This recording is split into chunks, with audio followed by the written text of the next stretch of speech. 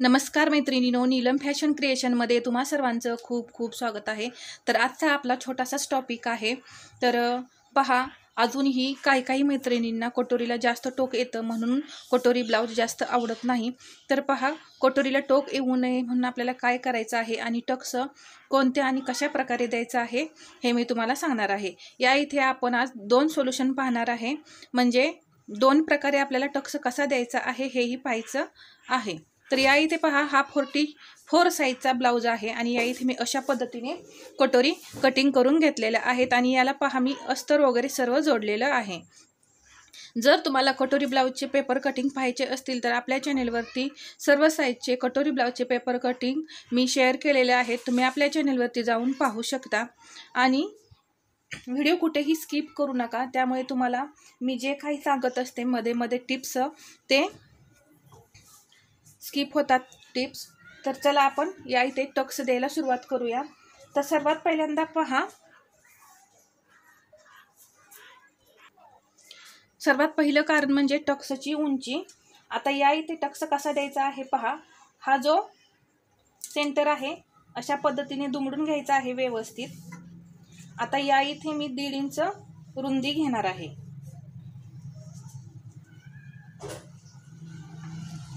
आणि इथे मी आता पहा, तुम्ही जर या इथे हा जर टक्स उंची आहे या इथे ही जर तुम्ही कमी घेतलीत तर पप कसा येतो। आता या इथे आपण 2.5 इंच उंची घेतलेली आहे। आता ही जी कटोरी आहे त्याचं तुम्हाला टक्सची उंची वाढवून दाखवते। आता पहा, इथे ही 1.5 इंच मी रुंदीला घेतलं आणि इथे मात्र मी टक्सची उंची जी आहे ती मी 3 इंच घेणार आहे। आता दोन्ही टक्स मध्ये तुम्हाला काय फरक वाटतोय हे तुम्ही पाहायचं आहे। पफ म्हणजे टोक कुठल्या कटोरीला येतं, जेव्हा आपण हा टक्स जो आहे तो कमी घेतो तेव्हा टक्स म्हणजे कटोरीला टोक जास्त येतं।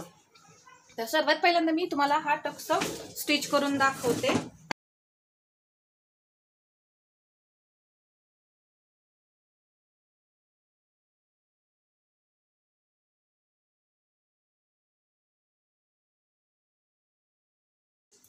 तर या इथे मी हा उंचीला 2.5 इंच टक्स घेतलेला आहे आणि तुम्ही या इथे ही कटोरी पहा, या इथे हे जास्त टोक आलेलं आहे।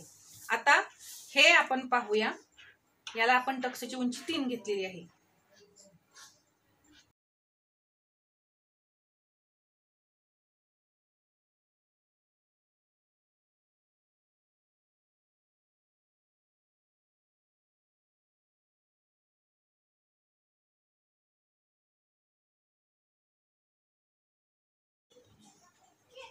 तर तुम्हाला दोन्ही कटोरीमध्ये फरक जाणवत असेल, पहा या कटोरीला जास्त टोक आलेलं नाही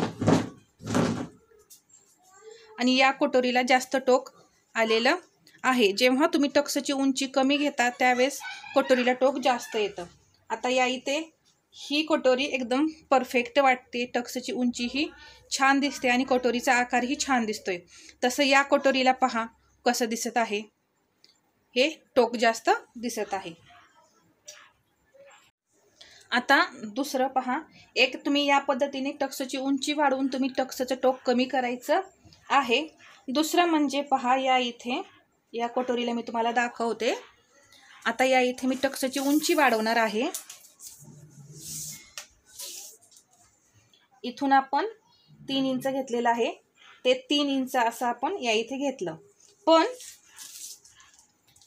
इथे स्ट्रेट शिलाई न देता आपण थोडंसं कर्व द्यायचं आहे। या पद्धतीने पहा, मी इथे तुम्हाला दिसत नसेल पण पहा, असा कर्व, थोडा कर्व देऊन तुम्ही या इथे टक्स द्यायचा आहे।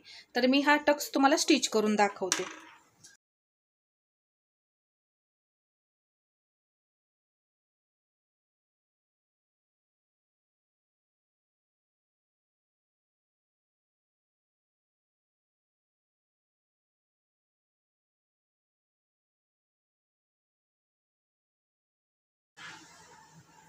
तर पहा,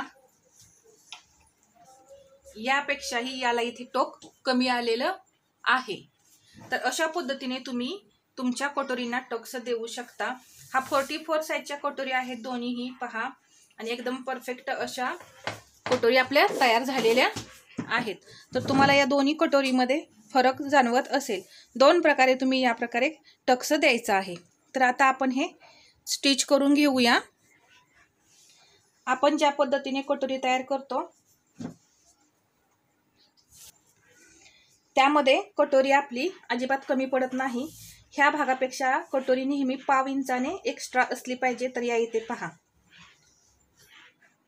इथे हा आकार असा ठेवला तर पाव इंचाने पाऊन इंचाने कटोरी एक्स्ट्रा असली पाहिजे, सॉरी।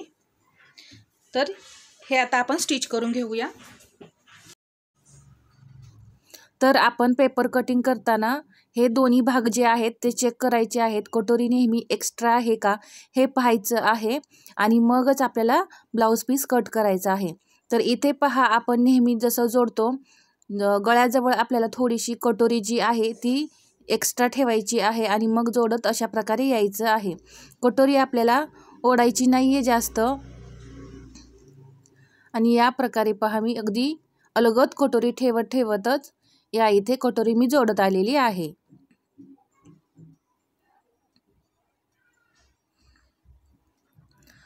आता या इथे थोडंसं नकाने मी प्रेस केलं, आणि इथे पहा पाव इंच माझं जे काही एक्स्ट्रा वाटत आहे ते मी कट करून काढलं। तर या प्रकारे हा आपला पार्ट पहा फिनिशिंग सहित तयार झालेला आहे। आता या इथे तुम्ही पाहू शकता हा पप जो आहे तो एकदम परफेक्ट आलेला आहे, आणि कटोरीचं टोक ही तुम्ही पाहू शकता। इथे मोठी साईज असूनही आपलं या इथे कटोरीला टोक दिसत नाहीये। पप आहे पण कटोरीला टोक दिसत नाही। आता मी आतमधला जो टक्स आहे तो मी कट करून काढला, कारण जेव्हा आपण क्रॉस पट्टी लावतो त्यावेळेस तो टक्स कधी कधी काय होतं, कपड्यामध्ये अडकला जातो आणि या प्रकारे कटोरी होते, आणि कटोरीचा आकारही मग वेगळा दिसतो। त्यासाठी आपल्याला या इथे जो टक्स आहे तो कट करून काढायचा आहे। आता या इथे मी डबल शिलाई देऊन घेणार आहे। प्रत्येक ठिकाणी आपल्याला डबल शिलाई गरजेचे असते, हे तुम्हाला आता माहीतच आहे। प्रत्येक ठिकाणी लॉक करायचं आहे जेणेकरून आपली शिलाई निघली नाही पाहिजे। तर पहा, आता आपण क्रॉसपट्टी जोडून घेऊया। मी या पद्धतीने क्रॉसपट्टी जोडून घेणार आहे। नंतर याला ओव्हरलॉक करायचं आहे। ज्यावेळेस तुम्ही ओव्हरलॉक करणार असाल त्यावेळेस तुम्ही अशी क्रॉसपट्टी जोडून घ्यायची आहे।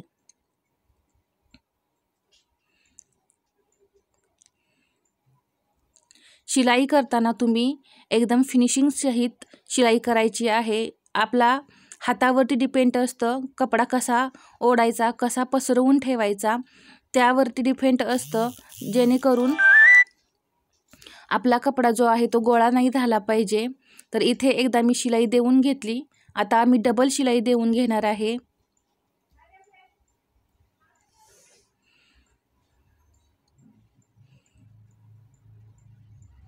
आणि या पद्धतीने आपली क्रॉसपट्टी लावून झालेली आहे। आता मी क्रॉसपट्टी सरळ केली आणि थोडंसं असं प्रेस केलं, तर पहा कुठेही आपल्या भागाला घोळ आलेला नाही, कुठेही भाग फुगलेला नाही, आणि फिनिशिंग सहित हा भाग तयार झालेला आहे। आणि इथे जे मी पाव इंच एक्स्ट्रा होतं ते क्रॉसपट्टी मी कट करून काढलेली आहे। तर तुम्ही या इथे या ब्लाऊजचा लुक पाहू शकता। 44 साईजचं ब्लाऊज आहे। इथे मला क्रॉसपट्टी थोडी कमी पडलेली मेन फॅब्रिक, तर ती मी अशा प्रकारे जोडून क्रॉसपट्टी तयार केलेली आहे।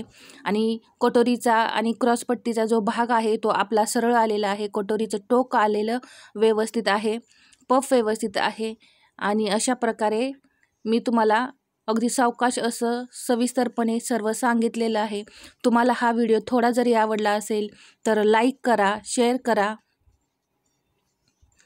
आणि आपल्या चॅनेलवरती नवीन असाल तर सबस्क्राईब करायला विसरू नका, आणि शेजारील बेल आयकन दाबा, जेणेकरून येणारे नवनवीन जे व्हिडिओ आहेत ते तुमच्यापर्यंत लगेच पोहोचतील। धन्यवाद।